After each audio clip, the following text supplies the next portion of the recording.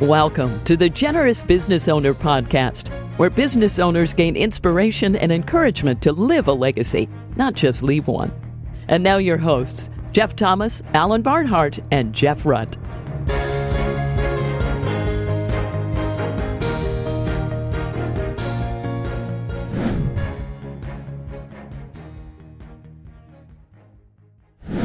Welcome, everybody, to this week's Generous Business Owner Podcast. My name is Jeff Thomas, and I am happy to announce this is episode 200 of the Generous Business Owner Podcast. And to celebrate, we have a very, very special guest with us, Andy Crouch, who he is a partner for theology and culture at Praxis. Some of you have heard of this. It's a Christian organization that really helps nonprofits and for-profits down a redemptive path. We'll talk more about what that looks like. Andy's written many books and is a speaker and teacher, and it's just a joy, Andy, to have you with us today. Thank you, Jeff. And I don't know, do you say happy birthday on your 200th podcast? Oh, well, happy thank 200. You very much. Thank you very much. Yes. Yeah, it's been amazing. 4 years and a whole lot of fun. So anyway, thanks everybody for tuning in. Andy, thanks for being here. Andy, I thought we'd start where we start with everybody, which is just tell us a little about your family growing up, where you grew up, what was it like? Was it a Christian household or not? What was it like in the Crouch household? I grew up the son of Wayne and Joyce, married to each other their whole lives. My dad passed away a few years ago, and it was a household with a lot to figure out. Let's put it that way. My dad never quite figured out his vocation. He never, in his working life, really didn't find his calling. He was trying to be a university professor, and you get this chance to go for tenure, and he did that twice and didn't get tenure twice. So I watched my dad in midlife have to kind of shift gears, figure out how to provide for his family. Never loved his work. It's interesting, Jeff. I grew up. The second job that he took, we moved to a pretty affluent suburb of the city of Boston in New England. And I was surrounded by kids whose dads, I think, had found their calling, or at least had found something that they were successful at, which is not quite the same thing. And that wasn't our story. And my dad also didn't have any faith to orient him. He had never kind of felt a connection to God. That was true his whole life. So I grew up watching my parents struggle with some of these things, but also with a lot of love, and to the end of their lives, love for each other, love for us. But also wondering, very honestly wondering, I wonder what it's like to have a successful dad, which I didn't feel like I did, and what it would be like to be successful. I had no idea how I would handle that if that ever happened to me. And also, what is it like to actually live your adult life as a Christian? Because I became a Christian in high school through an amazing community of kids in my high school, and had to navigate this for the first time. My wife as well came to faith out of a family that didn't practice kind of a living faith with Jesus in the way that we do now. So for both of us, we kind of got to adulthood and thought, okay, we've got to figure this out. We don't know exactly what we're doing. We're living in the very secular northeastern U.S., still surrounded by kind of the world that shaped us, but also trying to shape ourselves in the image of Christ in it. And so that's been the journey, the adventure. Yeah, and of course you went off to Cornell, which is not known as a Bible college necessarily, at least to my knowledge. Founded the first university in the country to really omit religion from its curriculum. Wow. Andrew Dixon White, the co-founder, along with Ezra Cornell, was the funder. Was hostile toward religion. Yes, so when I was there, I called it Carnal University, which is not quite good. But amazingly grew in my faith there, I want to say. Yeah, good. My daughter actually ended up going there, graduated a couple of years ago, grew in her faith. So amazing things happen in these places, like the secular suburbs of Boston, the secular Ivy League world, that you wouldn't expect. And I've gotten to see the kingdom thrive in these places in the course of my life. And now, okay, so obviously there's a bit of a journey to Praxis, but maybe take us through that kind of early professional journey up to today. Maybe just hit a few highlights along the way, if you don't mind. Kind of professionally, where did this all lead you? Yeah, I kind of came out of my own college experience, having grown so much in my faith, really passionate about that season of life and how much growth can happen. So I joined the campus ministry I'd been part of in undergrad, InterVarsity Christian Fellowship, and I Okay. worked for InterVarsity for 10 years at Harvard University. So I was living in Cambridge, Massachusetts, met my wife there along the way, had what at the time, honestly, Jeff, I thought my life will never get better than this. Like every fall, meeting a new group of, Yeah. young people, they're arriving kind of wide-eyed, this tremendous opportunity to be accepted as an undergrad at Harvard College. And many are not there for Jesus, to be Of totally honest, course. even the Yeah. ones who come from Christian families. But a real number either arrive looking for something Mm. or seeking to pursue Jesus, or in the course of their undergrad experience, awaken that there's something bigger than they have yet realized. And we got to see that. I got to see that 10 years in a row. Every January, I'd sit down with a new small group, 8 to 10 students, with a fresh, clean manuscript of the Gospel according to Mark. We printed it out on 8.5 by 11 paper. And for a year, we would study that with first Huh. year students going into their their third semester, their sophomore year. And gosh, every year to start with the beginning of the good news of Jesus Christ, as Mark starts his gospel, and see that story unfold and see it change students' lives. I really thought this was great. The only disadvantage, kind of at a vocational level, is that when you're in campus ministry, the freshmen are freshmen every year. Yeah. You are growing and changing. When I started Ooh, this work, that's I was true. 23. And 10 years later, you're like, okay, I'm changing, Groundhog I'm growing. Day. And now, there's this conversation you have to have with like 6 kids every fall when they need to break up with their high school like boyfriend or Right. girlfriend. You're like, okay, Right. we're having the breakup Right. conversation Right. again. Okay. So, out of that time, I had developed a real love for teaching and for writing. And Yeah. this led me for a long season of my life then into journalism. I won't go through all the beats of it, Yeah. but found that I had a love for taking complex things and making them as clear as I could. Um, and edited a magazine for a while, a small magazine, then moved to a bigger one called Christianity Today, was there for Right. a long time. And I will say this is kind of a thread that relates to what I'm doing now and our topic today. The thing that was haunting me uh, in those, especially those early years after my 10 years of campus ministry, is that we had done a lot of things well in the Harvard Christian Fellowship. But the one thing we didn't do very well was actually prepare our students for their callings in the world. Mm. We Mm. really equipped them to study the Bible. We really equipped them to pray, to be in deeply Christian community. Lots of good things. But we didn't have a very well articulated, what I'd now call actually a theology of culture. That is, Mm. why does the things we do out in the world, the businesses we form or join, the work we do, even while you're a student, the time in the library, the time in the lab, like what does this have to do with the kingdom? And we really didn't have very much orientation toward that. So my own writing ended up being a lot about that. My first book was called Culture Making, and it was really, in a way, writing the book I needed when I was a campus minister to Yeah. explain, why do you go to college at all? Why do you go into the workforce? What is the kind of big picture of this?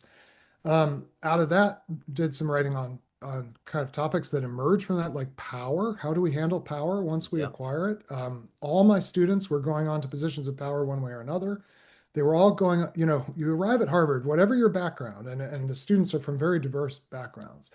But if you just divide the Harvard endowment like by the number of undergraduates, like you suddenly have this economic tailwind behind Yeah. you, where whatever your family background was, and many of them also came from significant means as well. What do you do with that? How do you handle that as a Christian? And so wrote a book called Playing God, which is about what do we do with power. And then, in the end, found myself in what turns out to be an even better job than campus ministry, which is working with entrepreneurs, which I've been doing for the last roughly 8 years with Praxis. We come alongside people at early stages of ventures, work with them very intensively, 12 fellows a year for a year, and then they're part of our portfolio and our community for the long haul. People who are starting things at usually in the business world, kind of seed stage stuff, and all the vulnerability of that, all the Hmm. excitement of it. And it's kind of like working with undergrads again, Yeah. because when you're starting a business, you are just as wide eyed and scared and Yeah. excited as you were your first day of school. Yeah. And it's such an amazing time spiritually for people. Mm, true. But we do get to work with people a little further along than 18. And so to work with people who are spiritually mature, but who are also chasing something really difficult Yeah. and trying to do it in a redemptive way, it has ended up, as much as I loved campus ministry, this is definitely best job of my life. So Oh, that's, wow. yeah, it's the trajectory. What are and I know this is a whole, we could do a whole, we probably need to have you on several times, but because each topic we're going to touch on, I'm going to want to dig for Yeah, yeah, a whole sure. episode on. But what are just one or two things? I know I'm wondering, and I'm sure somebody running on the treadmill listening to this is thinking this as well. What are one or two key things that you want to, is it maybe principles or that you try to help those entrepreneurs with, if you will? Yeah, well, there's something we teach every single group, and it's the mysterious importance of both authority and vulnerability. Mm. Something I wrote about in a book called Strong and Weak, but we teach it in a 2 by 2. If business school, if nothing Yeah, else, yeah. there nothing else in business school, Yeah, you should if we learn to can't do. solve anything in our company with a 2 by 2, then it can't be solved. It That's can what be. this is. That's not Yeah, what we're talking about. yeah, So authority and vulnerability are kind of 2 by 2. And I would say up and to the right in that. That is high authority, high vulnerability is yeah. actually where Ooh, we want it, that's we're good. meant to be as people, everyone.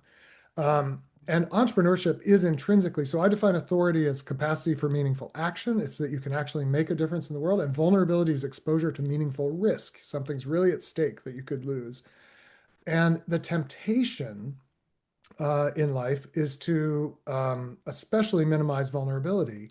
But all the good stuff happens in that upper right corner. So then we go through the other corners, which are suffering, which is vulnerability without authority, safety, which is neither one. You don't have to act and you don't aren't taking risk, and control, which is authority without vulnerability. And talk about how in the entrepreneurial journey, you always start out with less authority than you want. But if it goes well, you kind of move up, and for a while, you're still taking a lot of risk. You're still you're doing something meaningful in the world. That's the kind of up into the right season. The problem for entrepreneurs who are reasonably successful is that as you get more successful, all these people come into your lives. I'm sure this is not to describe your firm, but a lot of them come into your lives and say, "Oh, let's take some vulnerability off the table. Let's move you basically to the upper left corner, which is control, and you'll get to still exercise a lot of authority, but we're going to de-risk this thing." And then eventually you're told it's time to cash out and move down to the lower left corner where you don't have to do anything on any given day. You're not taking any authority and you're not taking any risk. Hey, do what you like, go on a cruise, go to a really beautiful resort, whatever. And that's maybe a lovely vacation, but it's a terrible place to live. But Yes. all the systems in our world tell people who have a measure of success that you should de-risk. And one of our big words at Praxis is re-risking, that the call of our lives, as we may see some success in certain areas, and also as we go through a lot of bumps and upsets, is continually to ask, what's the next risk? How do I stay on the right side of vulnerability in a way? So that's a lot of what we try to teach. But then I'd also say you never will do that unless you have a community of people around you who are No, actually it's supporting you it's in not that. the way our culture works. I mean, Right, right, exactly. I like to blame the insurance industry because, uh, God forbid, I blame myself. But I for promoting this idea of retirement that is actually sort of non-biblical, and Completely. we often talk about this thing called retire, like re-dash tire, same thing as re-risk, like put new Yeah. tread on. You don't have Oh, to do the nice. exact same activities, but you Yeah. got to keep the car moving. I And love I it. love golf, but I don't love golf as a job. And No, and no. so you take the highest capacity people. This is Yes. what I've always thought was insane. You take the highest capacity people in business, and they cash out, and then you tell them to go to the golf course, and then play cards all afternoon and stumble home for dinner. It doesn't make any sense, and they're miserable for the They most are part if you really miserable. get into it with them. And so, what is the end goal? What would that look like for somebody who, okay, let's say they did want to sell the company or something, like what would an encouragement for you to be? Hmm. Maybe that's not a problem for a 40 or a 45-year-old still building it and this sort of thing. Sure. but okay, God calls you to sell it or hand it to the next generation. Like what are, I know that's not exactly maybe the normal praxis people, but what would you say to somebody who's tempted to do that kind of thing, you know? Yeah. Well, we have in our community a number of people who have been through very much that trajectory, Yeah, and whether they're in our communities investors and givers, because we include all around our entrepreneurs or all the other people that entrepreneurs need to succeed, including their capital table and so forth. And then we work with capital fellows in our organization as well, who are at inflection points, taking on stewardship of usually large amounts of resources and trying to figure out how to do that well. I mean, a couple thoughts. One is simply you are called to risk, and yeah, there are some kinds of risks that I think it's fine to hedge away, and I would call those meaningless risks. They're risks that don't contribute to your ability to make a meaningful difference in the world. I have no problem with certain kinds of insurance and so forth. But you are called at every stage of your life to be taking on something that places you in a radical sense of dependence on God and ideally on some other people who you have come to believe God has given you to go on this journey, this adventure with. Uh, One of the things that we see, fortunately in our community, I think by nature of what we do, the people who are drawn to us usually are making the right decision. But right. one of the most tragic things we see, it's like the opposite actually of what I saw growing up. I saw my dad really struggling to figure out whether there was anything meaningful for him to do in the world. There are people who find that thing early, are blessed to have it go really well. And then in midlife, they exit it because they're Yep, told that's the thing to do. And sometimes right. it's the right thing to exit. There's a lot of Sure, serial of entrepreneurs who course, aren't that happy running the of thing course. once it gets It's to a not certain about having size. an exit or not. It's Right. about the motor. Right. But then they've got kids in their lives, whether teenagers or young adults, as well as potentially grandchildren. And suddenly the kids never see their parents taking the kinds of risks that got them to Yeah, where they were, that point of success. yeah. And if they're Christian, like you did that almost always with quite a bit of prayer, and you felt like God really met you in your times of need and the midnight kind of up at night praying. God actually comes through, and then suddenly you've cashed out. Things now are very stable, but your family never sees you taking a Mm, risk again. mm. And it's so damaging for the development of young people to not see their parents continuing to do things that put them in a place where they have to trust God. We actually So had we actually, just to back you up on that, yeah, we had a client one time who it was in sort of middle age. They had inherited a large amount of money from the wife's father. Okay, and they had two children that they had adopted who were teenagers at the time, and they were very concerned about the lack of work ethic from their teenagers.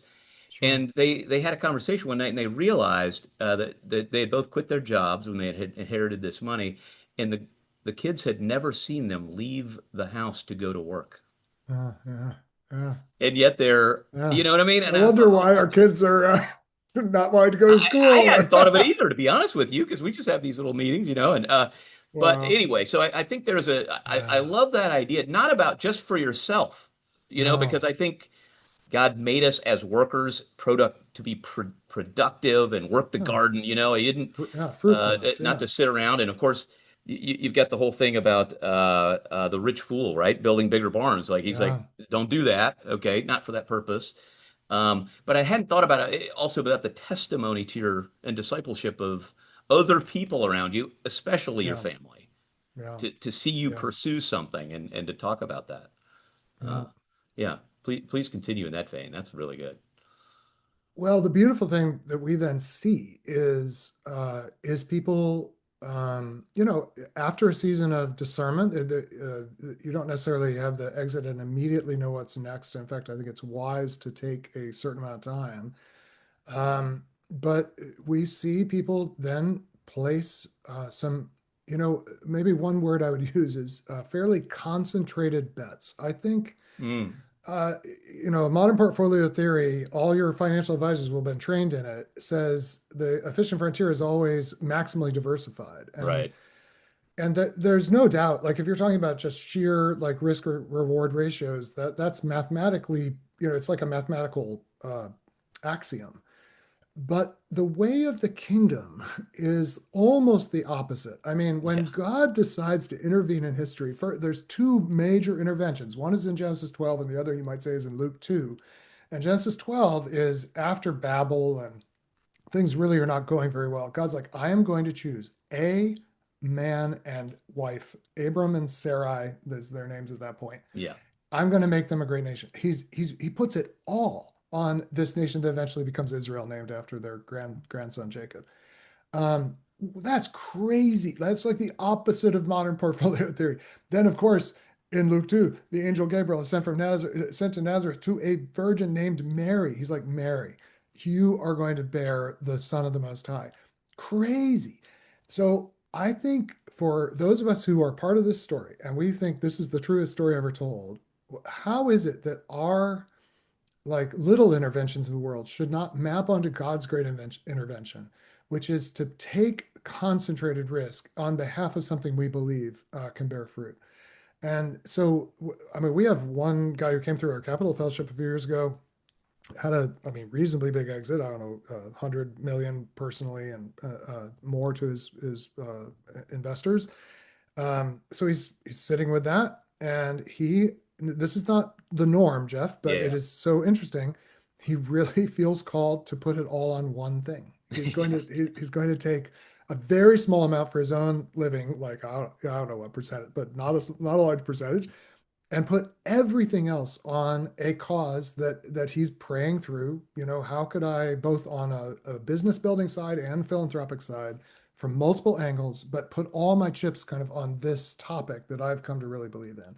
So we call this thesis-driven investing, thesis-driven giving.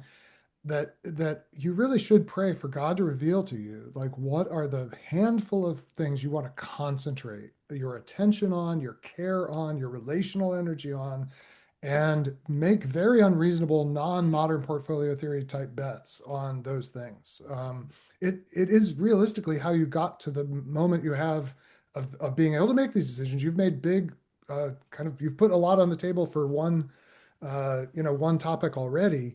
Why would we stop doing that? The only reason we would is that we listen to our financial advisors. We're like, oh, well, you Yeah. Yeah. need, a little bit of everything, all these different asset classes. And, for certain purposes, I don't mind people having a little bit of that, but your main life needs to be invested in something specific. Well, and I'd love to keep talking about this idea about how do you get to that? Because Hmm. I'll just give an example, just a small example, and then you can jump off this in whatever direction you want. But we'll often see people sell their companies or retire from their traditional sort of main job. And we always have these conversations about, okay, how do you retire, put the new tread on or Hmm. re-risk, as you would say. And it's very interesting. Sometimes people are drawn to things that aren't maybe like different industries or things like that. Anyway, what's amazing to me is the value of maybe having a peer group or other people sort of speak to your strengths. Because I'll just give you an example. We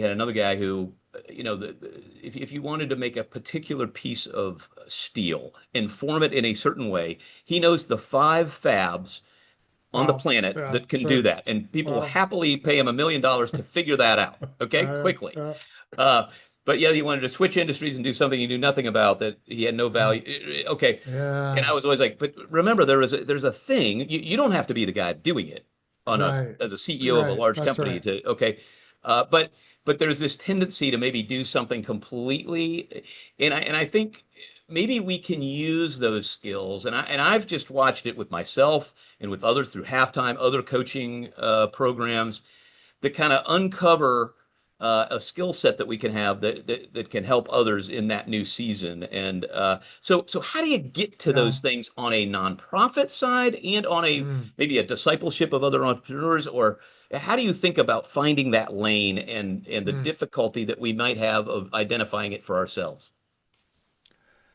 Well, I I don't know that I can prove this, and I don't know that it's like a guarantee, but it does seem to me that God very rarely wastes anything. Exactly. And Exactly. so I think it is very likely that the first part of your story is going to inform the next part, though Yes. not always in a linear way. No, no. So I think, one input to these decisions is indeed like, what have I developed unusual expertise in? Like I can just, Right. like that gentleman with the steel knowledge, like Right. I can get to the insight quicker than most people because Exactly. I've had a lot of reps with this particular domain. It's fairly unlikely that's now just going to be discarded and you'll I never agree. use that again. Uh, at the same time, I'm all for, I mean, at Praxis, we work with entrepreneurs, they're very restless. They don't, they don't Right. necessarily want to keep doing the same thing. I'm all for lateral moves, surprising Sure. moves, reapplying certain insights from one sector to another. Exactly. That's where most creativity comes from. I think a very interesting question. I was just talking with someone I know from church who's really in exactly this situation, has finished one season of his life, is thinking about the next. One of the things that we use a lot of Praxis that I recommended to him, and this will sound maybe unexpected, is what do you lament in the world? So Yes. lament is this really rich biblical category. Yes, it is. The Psalms, about a third, I think, of the Psalms have elements of lament, where the psalmist is actually noticing something wrong and bringing it to God, sometimes with a fair amount of heat. Like, oh God, why are Yeah. you so To put far it off? mildly. Yeah. Are you asleep? Are you not paying attention? Do you not care? And what are the things that when you see this going on in the world, you lament it and you are ideally drawn to bring it to God in a like righteous complaint? It We'll is, often say, "What breaks your heart?" I mean, that yeah, is a that's sort of a right. biblical kind of, That's right. maybe even a richer term, lament, if you study that word. Yeah, yeah. But it absolutely, it is that very much. It very much includes that. I think I like, uh, you know, there's tragedy and then there's injustice. Yeah. There's suffering and then there's violence and violation. And lament draws our attention to the things in the world that really are not just, gosh, it's too bad that happens. Right. This is the only limitation I think of what breaks your heart, because some things that break our hearts just Okay, are the that's way the fair. world That's fair. is. It's like a cause. Like Yeah, something needs to be, a wrong needs to be righted yeah, for that thing to happen, not yeah. just I have empathy for the, or That's sympathy. right. That's Okay, right. got it. And, if there's one thing we are given power for, it is to intervene where Mm. people have become powerless through systems that Yes, keep them from yes. having the power they were meant to have. Like if you've built a business, you have power. You've had to learn how to use it. You have acquired it. People trust you. People will give you opportunities they wouldn't give other people. If you've had a significant financial event, that's a form of power. Money is just liquid power, in my view. And I think we have a responsibility when we have that, to say, where is there vulnerability in the world? That if I put my attention on this and used whatever levers I have, I could at least potentially see some exploitation undone and some capacities restored to people who are meant to have those capacities. I think, and lament invites us to think that way, I think. Now I can see, Yeah, Andy, I can see how that directly applies to nonprofit investing. Okay. right.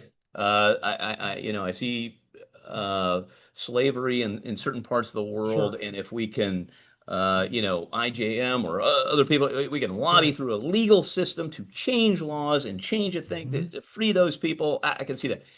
What about in the for-profit world? How does that apply there?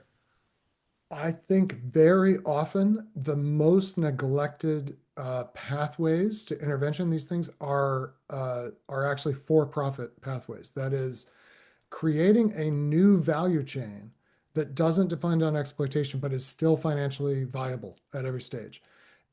Um, a lot of exploitation happens because Mm, it's the cheap route. Now, there's ways to change the cost structures through regulation. That's essentially what happens when we make things illegal. We raise the cost of criminality. When you enforce the laws, you raise the cost. So that's kind of the IGM intervention with hmm violence against the poor in the world, and that's legitimate.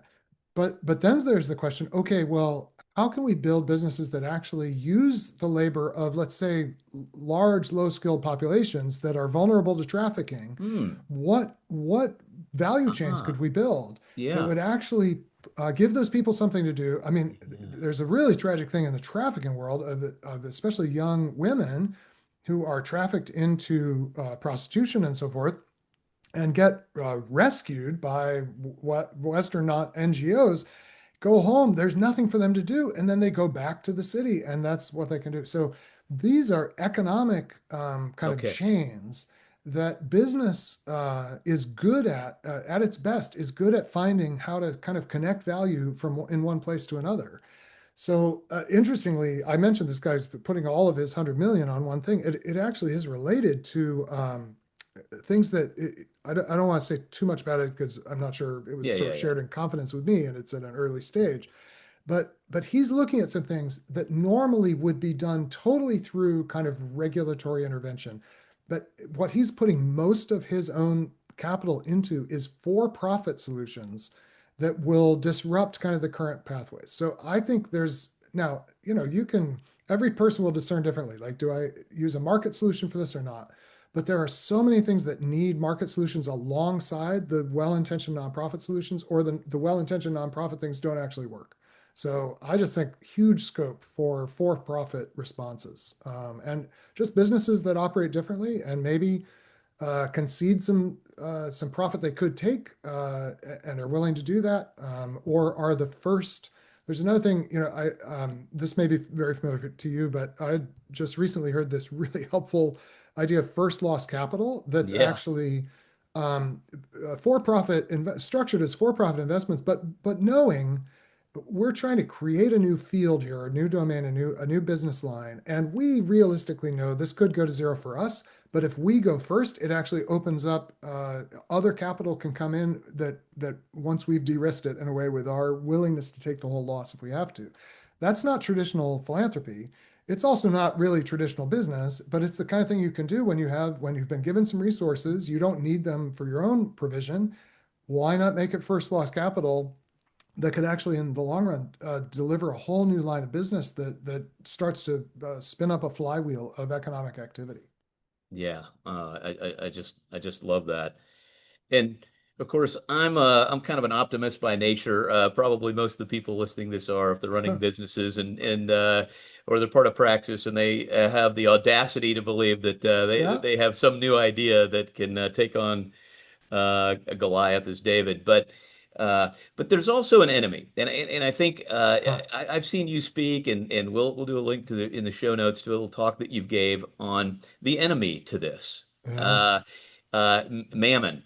And you talk Yeah. about mammon in a unique way. Will you just give us a couple of minutes on the study you've done on that? Because I think it's important to sometimes name the obstacles Right. Right. Right. Right. that get in the Right. way of us pursuing these things. Yes. Yes. Yes. And Yes. once we name them, maybe they lose some power, you know? Yeah.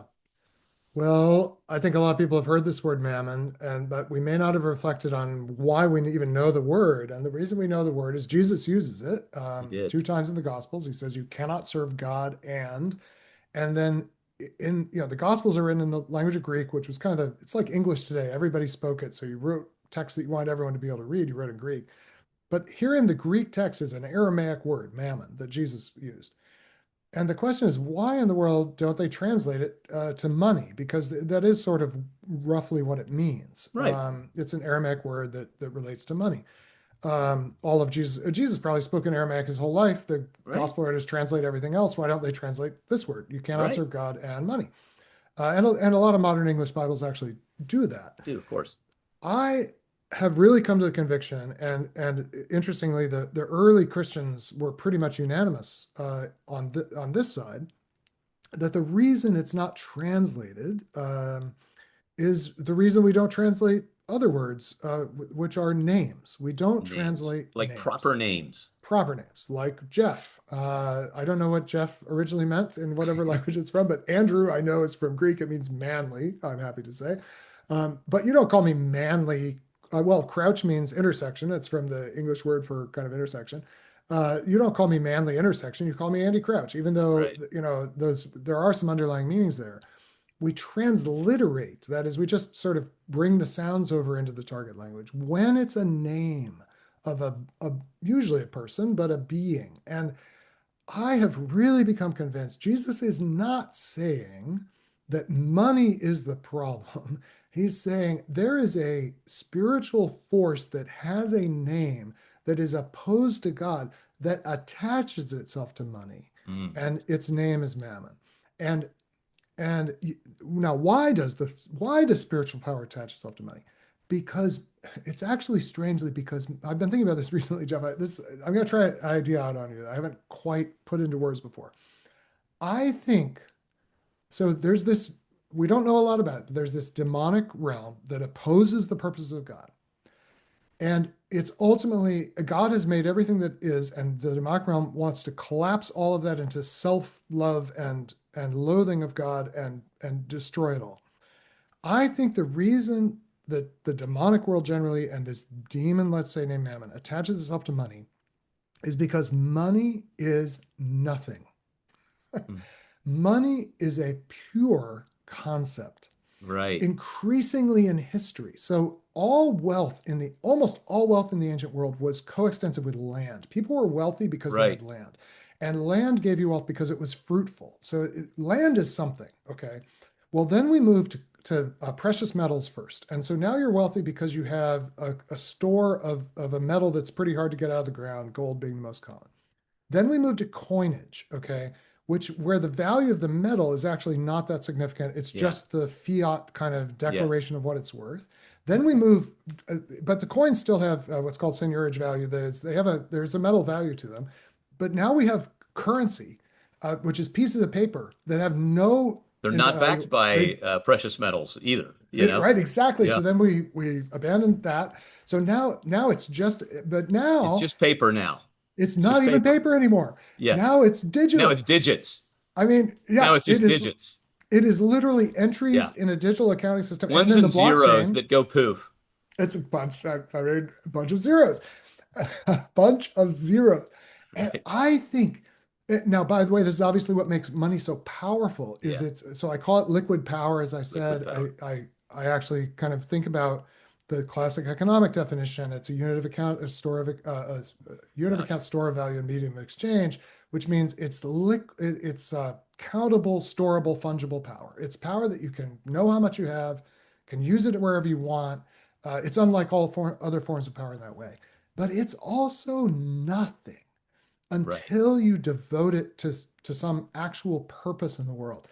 And I think the demonic realm, if I can speculate for a moment, looks at that and it's like, oh, we can use that. Because Satan is called at one point in the epistles the prince of the power of the air. He doesn't actually care about this world. He doesn't care about your relationships. He doesn't care about the place that you live. He wants you to live in the realm of pure imagination, in the realm of the air. And what better way to do that than to get you to fixate your attention and have you index all your decisions by what's this going to do to the zeros?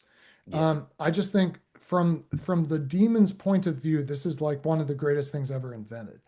Um, It's kind of yeah. I have this sort of not fully formed, but it's sort of like loving the wood, not the artist who carved the wood. You know, there's some Oh, sort of yeah. it's kind of like let's just obsess Yeah. over the paper and what how big the Yeah. number is on a spreadsheet, Yeah. uh, as But opposed to just using it like another tool that we can do to yes. Well, build something I even think it's the wood is still material and it's part of tangible. God's good It's even less creation. tangible than that. It's loving the idea of being a famous artist, or it's like something totally imaginary. Yeah, yeah, yeah, yeah. But isn't it the case that Right. especially when we start to have access to a meaningful number of digits, that we start thinking, oh, I really need to be making decisions based on this. I need to, like, this is something. We start thinking it's something.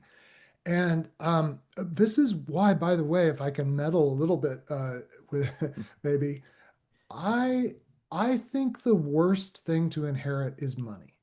Mm, I think the best thing to inherit is a farm. So yeah. all inheritance in the ancient world was the land that your forebears, your grandfather, great great grandfather had worked. Of course, for Israel, they had reason to believe God had given them the land, had given the tribes specific parts of the land. Every family, to be poor in Israel was to have lost your land. So the poor in Israel are those who, for some reason, a famine or Yeah. disease or whatever, have had to basically sell their land to pay Debt. some Yeah. debt. But what was meant to be the case is every family inherited. And what do you inherit? You inherit a place that calls for a great deal of responsibility because farming is not easy. Yeah. That you know you are benefiting from generations who worked before you. I mean, an olive tree takes 8 years before it bears a single olive, but an olive tree can bear fruit for 2,000 years. So you inherit an olive grove, and this is multiple generations of your ancestors, each of whom cared for it, and now you have to care for it or it will not keep producing olives. So it's gift, it's legacy in the true sense, it's responsibility. You have to become a mature person to be a good farmer. That is like the opposite of what happens when you're handed a ledger entry that Yeah. says, okay, now you have 20 million. 20 million what's 20 million anythings you want that place no responsibility on you, that ask no growth from you. In fact, now that you have it, no one around you will ever tell you you are immature again. They'll never Right. confront you. They'll never, so I honestly think, and I think somewhere in the middle is inheriting like a well-run business, like Yeah. that's not necessarily an agricultural business. Now, most of us are not making our wealth in land anymore, and we're not handing on that kind of wealth to our kids. But I think it really raises the question: do you want to hand on something that's nothing? Yeah. Uh, and the answer is not without a great deal of care and making sure that they see you taking the kind of risk with your own wealth that will lead them to put their trust in God when they're entrusted with it. Yeah. And so maybe as we move toward the end here, Andy, this has been so fun. Um, you know, the question we usually ask at the end of the podcast is what's a practical tip for somebody Oh, sort of behind you on the journey here? huh, And maybe it's a business owner who we always think of maybe having a little success, but they're having to choose a path.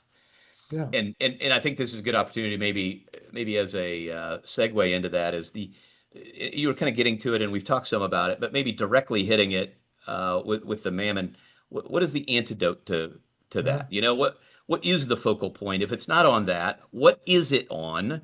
And then maybe that can lead you to a practical tip, or maybe that is the practical tip to Yeah. wrap us up.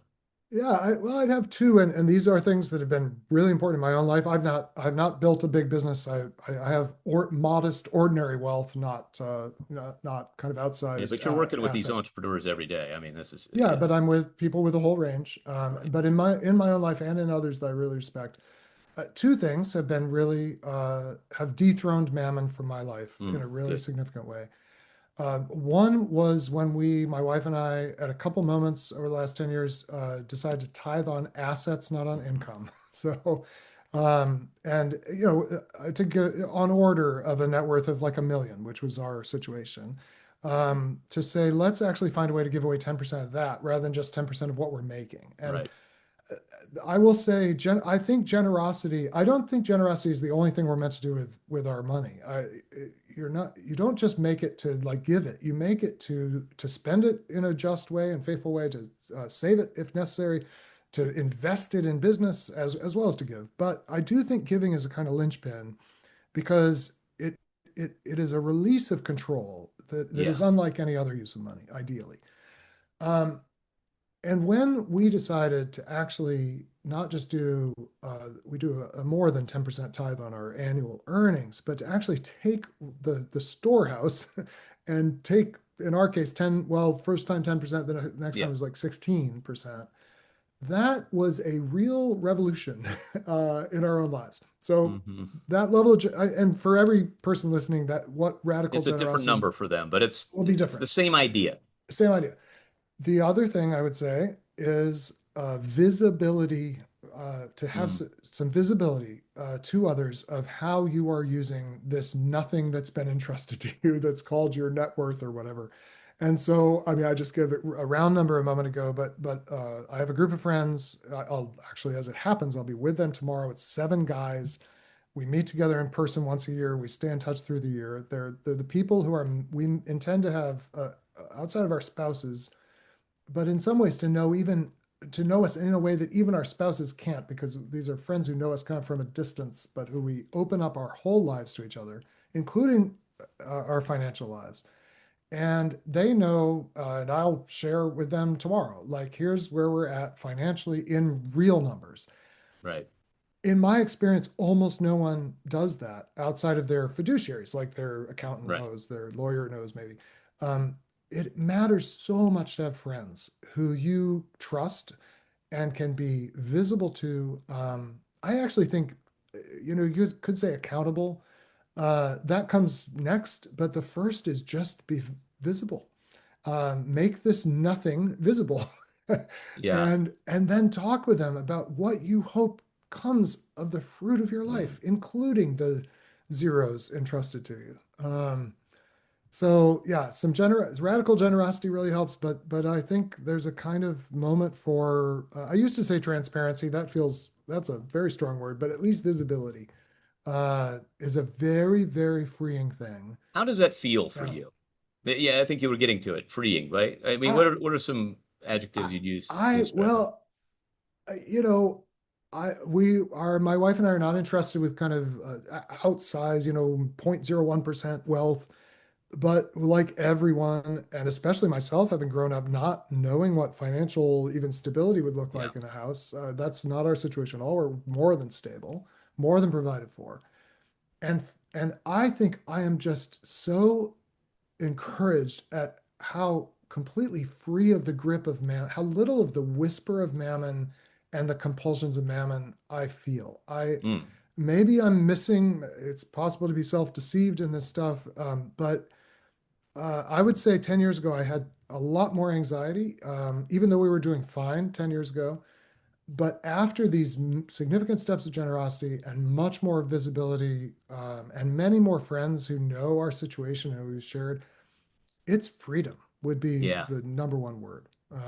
Yeah, and freedom to take risks of many kinds, including Well, financial. I just think, it reminds me of any sort of addiction issue, Mm, right? You have to yeah, kind of name it and yeah, share it. Like I'm thinking of 12 steps for yeah, anything, right? yeah, They have groups. yeah. And you have to stand up and say, I And have you a problem. say, this And is then it. here's what's going on. So Yeah, I just, it loses its power when it, it's identified and shared. And so I can't thank you enough, Andy, for sharing your story and this wisdom with our audience. It's been a real treat. It is a treat to get to talk. Thank you so much. Thanks, Andy, and thanks everybody for joining us on our 200th anniversary episode of the Generous Business Owner Podcast. Subscribe on YouTube, share it with a friend, and we'll see you next week. Thanks, everybody. Thanks for listening to the Generous Business Owner Podcast with Jeff Thomas, Alan Barnhart, and Jeff Rutt. Make sure to follow the podcast so you don't miss an episode. You can find the guest contact information in the show notes. Stay tuned for the next episode.